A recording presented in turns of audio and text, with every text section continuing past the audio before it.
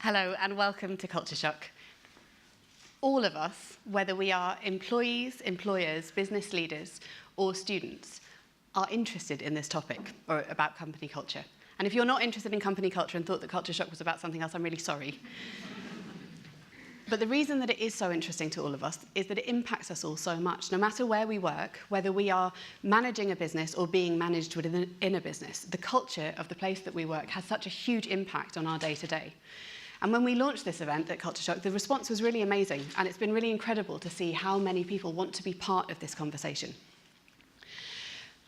At Fountain, we have a really amazing culture, and I love standing up and talking about it. It's one of the things that I enjoy the most. But I'm also aware that it's probably not the most interesting thing for me to do, to stand here and say all of the great things that we do and how much our team love it. And instead, I thought I would be brave or crazy, depending on how you look at it, and share a story about a very, very difficult time that we have had at Fountain and how it impacted our culture and some of the learnings that came out of that for us. Before I do that, though, I'm going to tell you a little bit about us, in case you are not aware of who we are, and a little bit about our culture and how it's built to a place where it could be damaged by negative things happening. So, to start off with, we were founded in 2009 by a group of 4 friends. We're a digital marketing agency, and the 4 of us came together on a platform of shared values, a desire to do something different and start our business, and also a genuine enjoyment of working together. And for our first 5 years in business, we did what I think today is called hustle, and we hustled hard, and we worked incredibly hard to build a reputation, to build great relationships with our clients, and we grew, but we grew gradually. So after 5 years, there were 8 of us. After another couple of years, things picked up a little bit, and there were 12 of us. And then in 2016, something really amazing happened, which was that we won an international award from Google for doing what we do. Google said that we were the best agency in Europe, Middle East, and Africa at search performance, which is what we do. And it was Google saying it, and it was huge. And as though that wasn't enough, the following year, they ran their first global awards for agencies, and they named us the best in the world at growing businesses online. And so here we are, this tiny agency in Norwich, but with this amazing international and global profile that's growing. And so what that did to our team over the next 2 years was this. And when people sort of say, oh, wow, you grow quickly, I had to remember to smile and say, yeah, rather than go, no, we didn't. Because it was a bit daunting. I'm guessing that many of you work in businesses that have scaled or are scaling, and you'll know that when you go through moments of rapid growth, the first thing that happens is that your structure goes under absolute strain the whole time. And we realised that the bottlenecks that we're building on individuals within our business were just not working anymore, and that we were going to have to put in place a structure. And now a traditional company structure would look a bit like this. A leadership team at the top, senior management, a team of managers then managing people who are in service delivery. And as we were sitting and looking at this model and how it would work and who we would need to recruit into that, we realised that actually it really didn't fit with who we wanted to be and how we worked as a team. So we decided not to do that.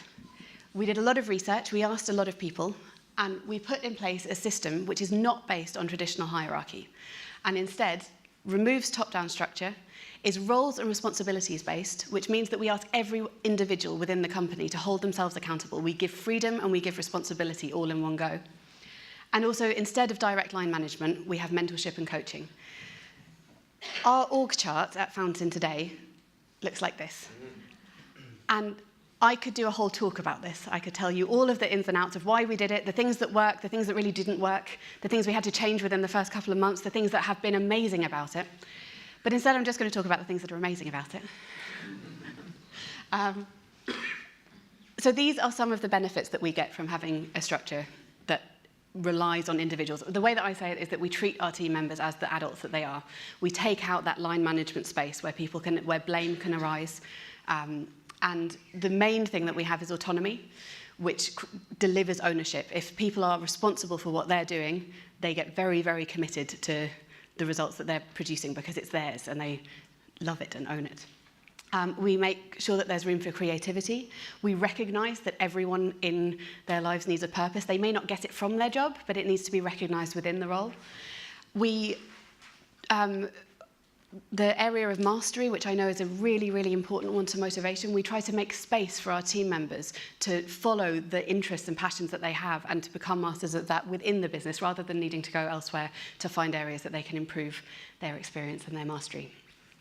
And all of that leads to a really strong sense of belonging, a wonderful commitment from the team, and also a lot of enjoyment at Fountain. One of the things that I talk about a lot is something that I name community-driven success, because we are a community at Fountain. We're not all out for our individual lines of success, how I, as one person, will do things better. We're talking about ourselves as a community. And I am very, very passionate about that being the way that we frame everything at Fountain, rather than individual people climbing a career ladder, instead talking about how we can all grow our careers and our responsibilities and everything that we're taking on through the success of the business as a community. My very favourite day in business happened in March last year, when we took the team out of the office for the day and we booked a room at the Assembly House, a beautiful room, and we rewrote our company values as a team. And it was really remarkable as a business owner to sit there and watch that unfold in front of me, hearing our team members advocate for why pride should be a word, or is ambition too negative a word because that's how we feel. And there was an absolutely amazing day to sit there. And the values that they came up with were transparent, outcomes-focused, ambitious, and exceptional. And then my absolute favourite, and one that I think underpins everything that we do at Fountain, which is heart.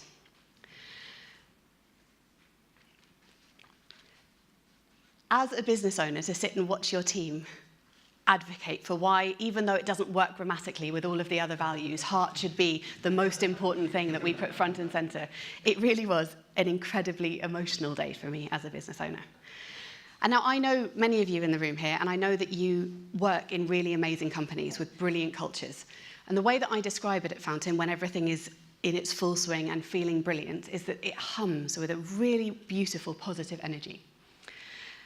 And now I'm going to get to my brave/crazy bit of the talk and talk about when that went a bit wrong. Because in early last year, so in February last year, we lost the largest client that we have ever had at Fountain. And I'm going to say this now, and it's going to be recorded. We will never take on a client that's that big again. Because when that client decided to leave us, they hired a new marketing manager. It's something that happens to agencies every now and then, is that the client hires in someone else and they immediately come in and want to change agency. And we lost a very, very large part of our income with that. We knew it was coming from the moment that this woman started, and as soon as the contract was up, off they went. And we worked very, very hard to fill the gap in our finances of what that did, but by the time we got to October of last year, we realised that it would be irresponsible of us not to take some action, and we had to make 2 redundancies.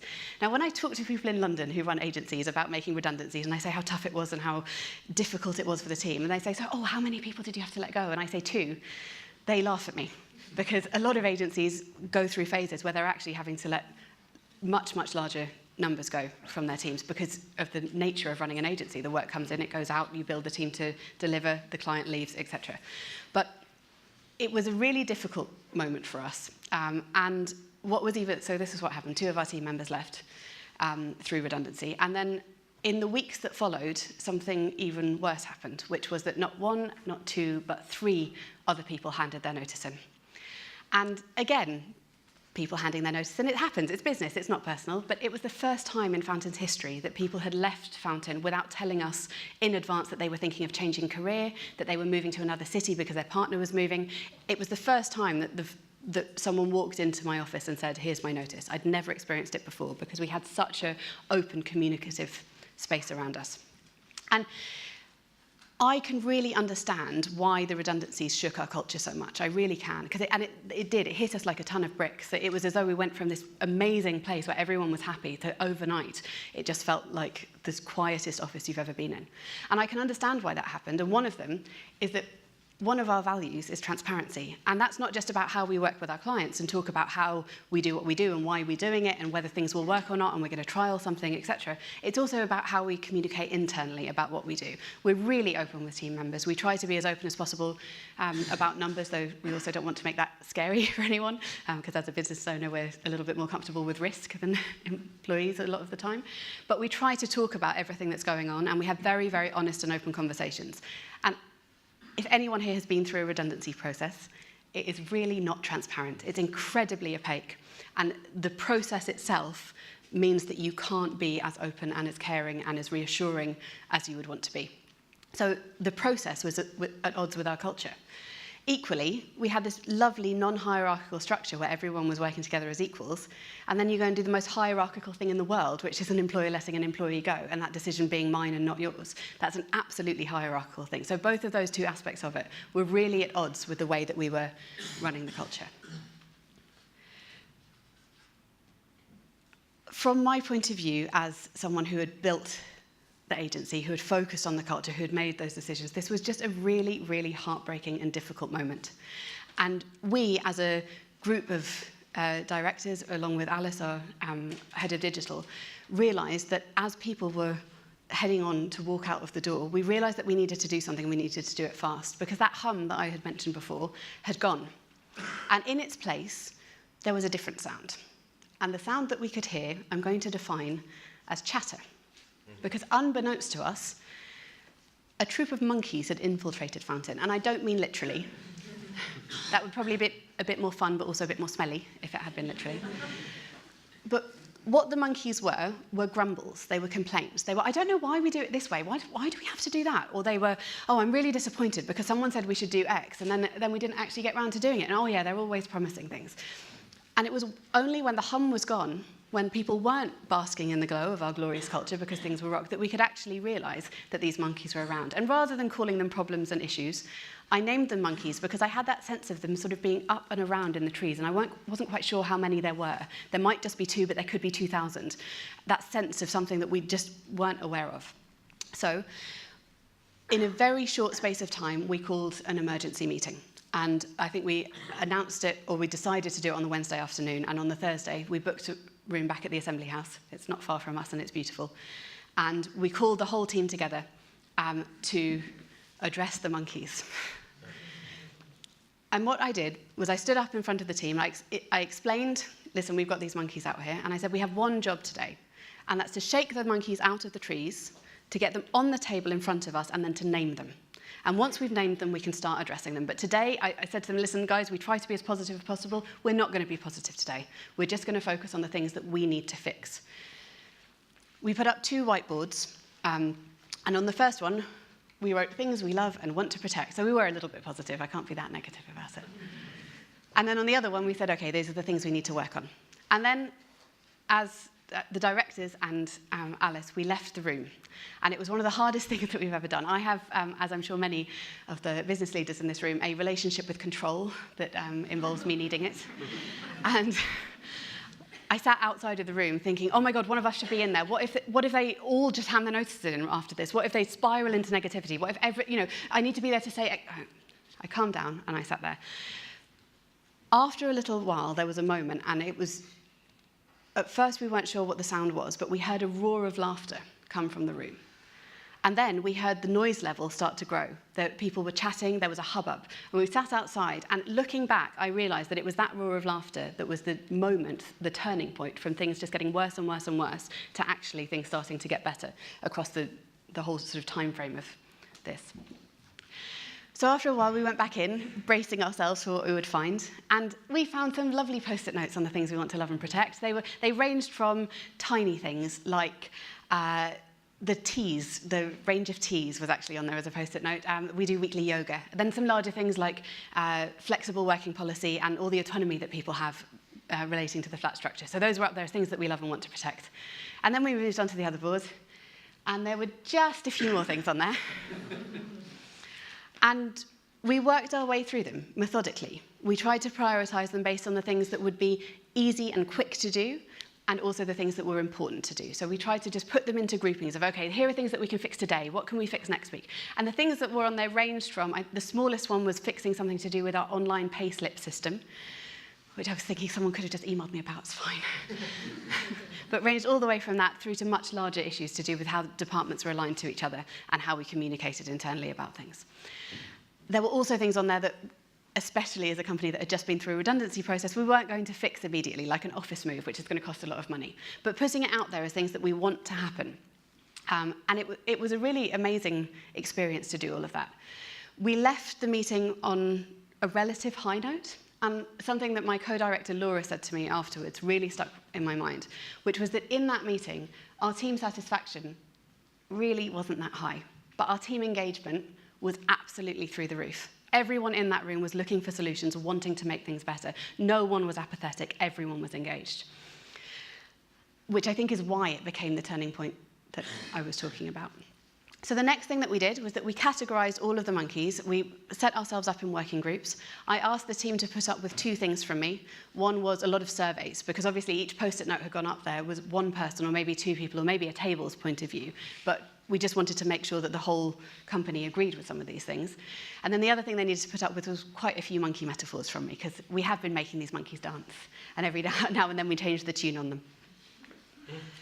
Having found 6 monkeys or these are our mega monkeys, we then put in place a change roadmap, and our fantastic project manager has taken a lead with putting everything that came out of those Post-it notes onto a change roadmap with milestones along the way. We report on it, we try to let people know what's happening with them as much as possible. Some of them are things that we will not be able to change overnight, some of them got changed on day 1. And the remarkable thing was that it really didn't take long to get back to that point where the business was humming. I think all of this happened in October and November, and by Christmas things were starting to feel great, and after we came back after the Christmas break, we were back to how it would always been. We have a couple of new team members who started with us since then to fill some of the roles where people had left, and their experience of the culture, I think, is as warm as anyone who had started before this whole process began. But the main thing that I learned throughout this process is that the monkeys had nothing to do with the redundancies.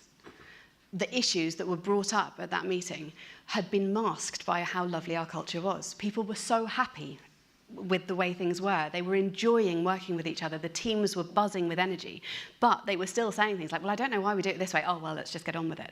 And actually, those monkeys are now becoming part of the community-driven success that we have, because we are putting them on the table and asking everyone to be vocal about what we can change. I think in a lot of organizations, people assume that there's a certain way of doing things. And Laura and I always sort of laugh about that, because we just made something up. We said, yeah, this is a process that will work in this situation 6 years ago. And now suddenly people are sitting there going, well, I don't know why we have to do it this way, but we have to do that. Whereas we'd much prefer a whole team that are working together to question how we do things, and not saying, yeah, do you know what, we're happy with this, it's fine, but saying, how could it be better? So that is my story of how our culture got shaken, how it recovered, and how the monkeys have now become a really important part of what we do. I hope that you found it interesting. And I am now going to end up being on stage most of this evening because I'm going to take part in a panel with some other fantastic businesses and then also chair a conversation later. But thank you so much for your time listening to this now.